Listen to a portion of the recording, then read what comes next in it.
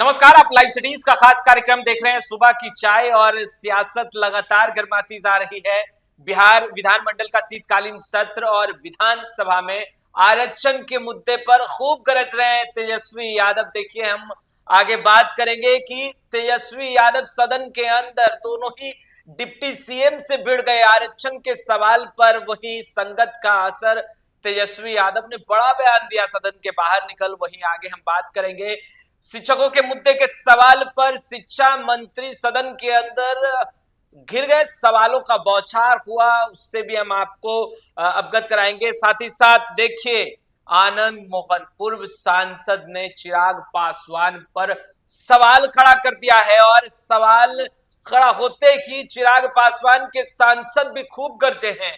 मामला आगे बढ़ चुका है, माहौल गर्म है, राजनीतिक माहौल गर्म है। वहीं बेतिया राज की 15,000 एकड़ जमीन अब बिहार सरकार की हो गई, बिल पास हो गया। पूरी जानकारी देंगे। वहीं आगे हम बात करेंगे, राबड़ी देवी भी खूब नारे लगा रही थी बिहार विधान परिषद में और कहती नजर आ रही थी प्रीपेड स्मार्ट मीटर में घोटाला हुआ है। हमारे सहयोगी आलोक जो आपको खबरों से लगातार अपडेट रखते हैं, सबसे पहला सवाल बिना वक्त जाया किए हुए, सदन के अंदर तेजस्वी यादव आरक्षण के सवाल पर आलोक खूब गरज रहे हैं।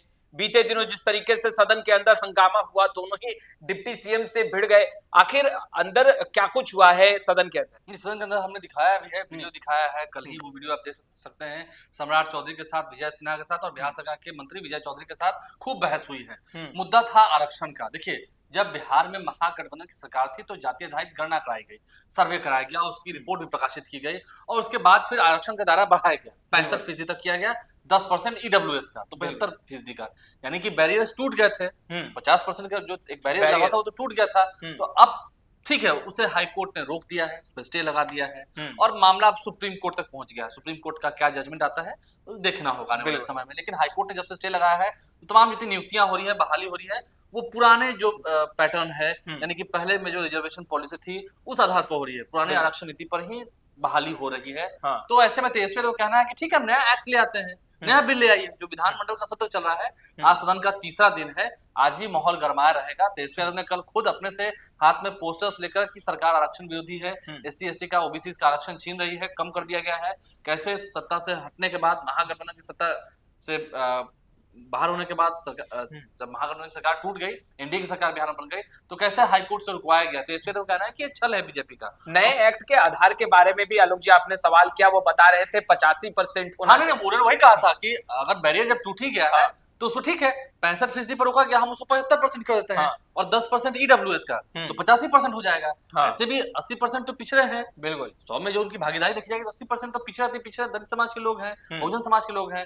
तो क्यों नहीं हो सकता है, 75% क्यों कर सकते हैं? और विधानमंडल के सत्र को 1-2 दिन और बढ़ा दीजिए, ये उनकी डिमांड थी। लेकिन खैर, विधानमंडल का सत्र है, वो तो चलेगा ही। और तेजस्वी यादव ने काफी पुरजोर तरीके से इस पर हमला बोला है, उनके सभी विधायकों ने पुरजोर तरीके से इस पर हमला बोला है, अपनी बात रखी है। वो तो ये भी कह रहे थे, जब बात हुई विरोध की, तो वो कह रहे थे कि मंडल कमीशन कब लागू हुआ, लालू प्रसाद के शासनकाल में लागू हुआ।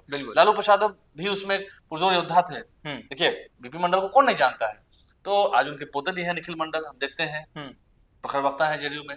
तो देखना होगा अब जो सियासत हो रही है आरक्षण के मुद्दे पर, आरक्षण बढ़ाने की बात को लेकर, क्योंकि तेजस्वी यादव की पार्टी आरजेडी भी सुप्रीम कोर्ट गई है, सरकार भी सुप्रीम कोर्ट गई है, तो देखना होगा जजमेंट क्या होता है। लेकिन विवाद काफी कल से ही बढ़ा हुआ है, विधायकों ने खूब हंगामा भी किया, उन तमाम बातों से हमने अवगत कराया है। बिहार सरकार के मंत्री अशोक चौधरी ने उस पर पलटवार भी किया था। बिहार सरकार तमाम जितने मंत्री हैं, श्रवण कुमार, विजय चौधरी, सभी ने उस पर पलटवार किया था, अपनी बात रखी थी, सरकार की बात रखी थी। सदन के भीतर विजय चौधरी ने अपनी बात पुरजोर तरीके से रखी थी। बिल्कुल, नीतीश कुमार पर भी तेजस्वी यादव खूब गरजे, संगत का असर है, संगत का असर काफी है। कुछ कहा। देखिए, एक समय में आपको याद होगा कि मोहन भागवत आरएसएस प्रमुख ने जब आरक्षण को लेकर एक बार टिप्पणी की थी, तो उस वक्त पूरे देश में आग लग गई थी, यानी कि बयानों के माध्यम से आग लग गई थी। अब एक बार फिर से जब नीतीश कुमार एनडीए के साथ चले गए हैं, उसके बाद ही आरक्षण का दायरा जो बढ़ा था उसको खत्म किया गया हाईकोर्ट से और स्टे लगाया गया। फिलहाल मामला सुप्रीम कोर्ट में है। तो कहना है कि जैसे संगत है नीतीश जी की, वैसा ही वो कर रहे हैं। संगत हम लोग के साथ थी तो ठीक था, अति पिछड़ों गरीबों के लिए सोचते थे। लेकिन वही जेडीयू की तरफ से जो कोटे के मंत्री वो भी कह रहे हैं कि बिहार में महिलाओं को आरक्षण किसने दिया, अति पिछड़ों को पंचायती में आरक्षण किसने दिया। तो सत्ता पक्ष की ओर से भी जवाबी हमला दिया जा रहा है। मामला सुप्रीम कोर्ट, दोनों ही डिप्टी सीएम तेजस्वी यादव से भिड़ गए।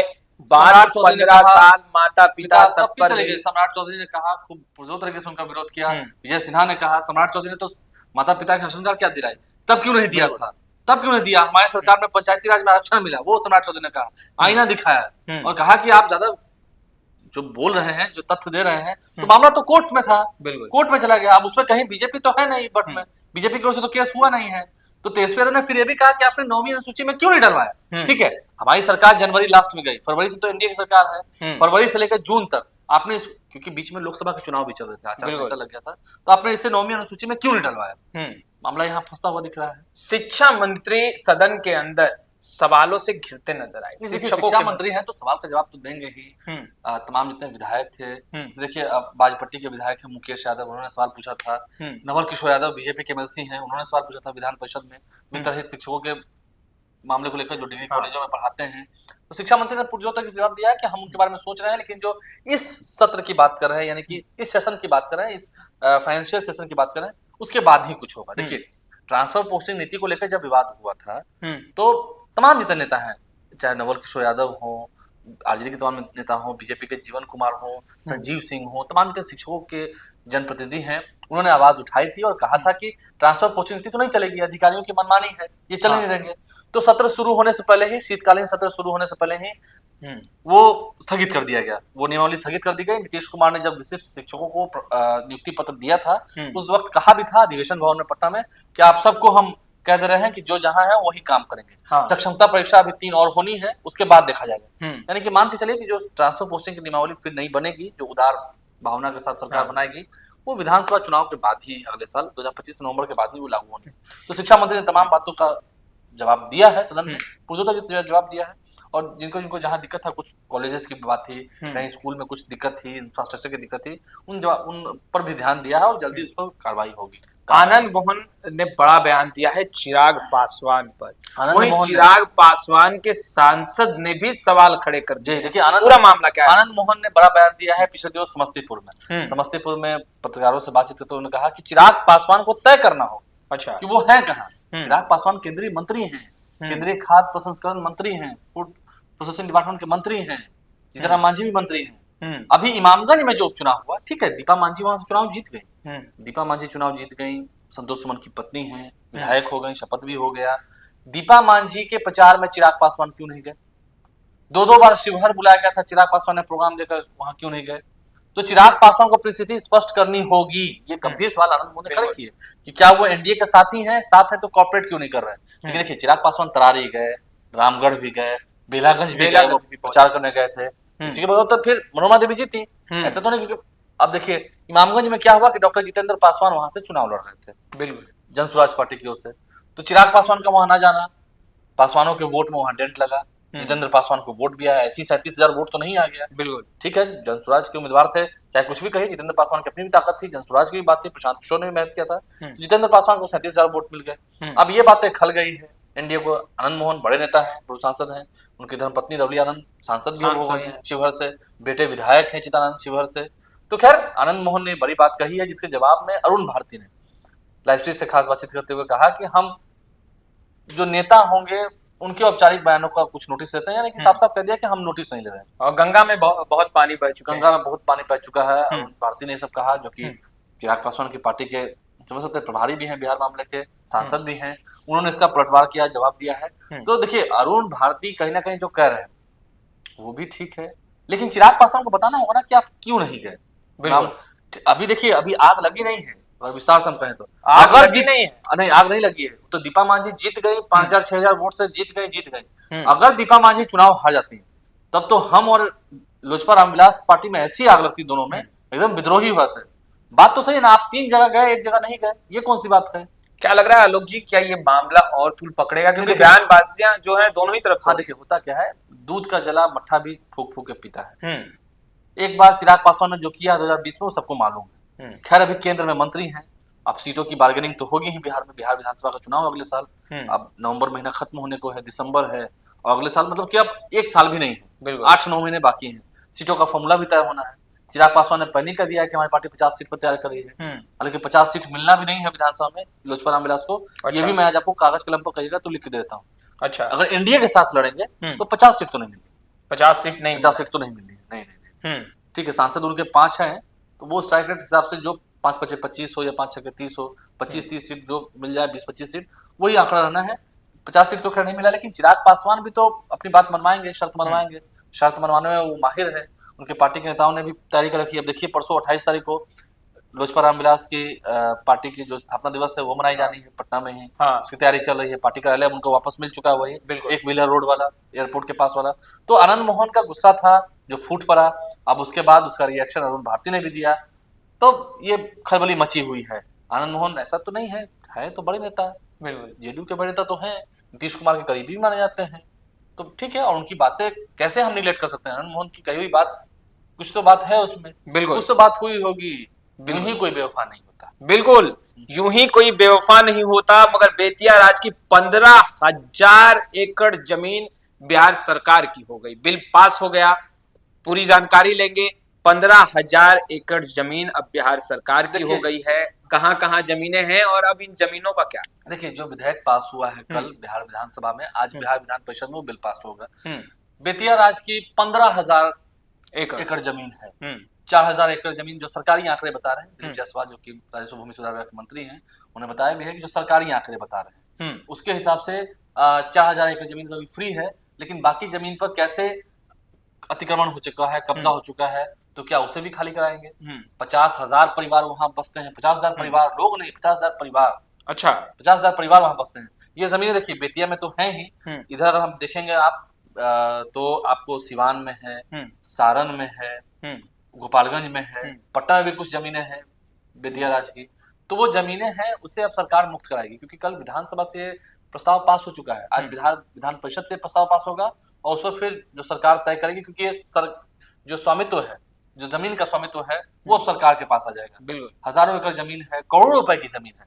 कैसे अभी देखा आपने हाउसिंग बोर्ड की जब बात हुई तो राजीव नगर में जो जमीन अतिक्रमण है, कैसे उस पर बिल्कुल डंडा चलने लगा था, कितने घर तोड़ दिए गए, कितना विवाद हुआ, ईंट पत्थर चले, फिर हाईकोर्ट ने बीच में हस्तक्षेप करके भी मामले को शांत किया हुआ है, लेकिन फैसला तो इतना दिन होना है। बेतिया राज की जमीनें उत्तर प्रदेश में भी है, उत्तर प्रदेश में भी है। हाँ, तो देखिए ना, वही तो करें, वहां की भी सरकार से बात करके क्या वहां की भी जमीन पर स्वामित्व प्राप्त करेगी बिहार सरकार? तो देखना होगा।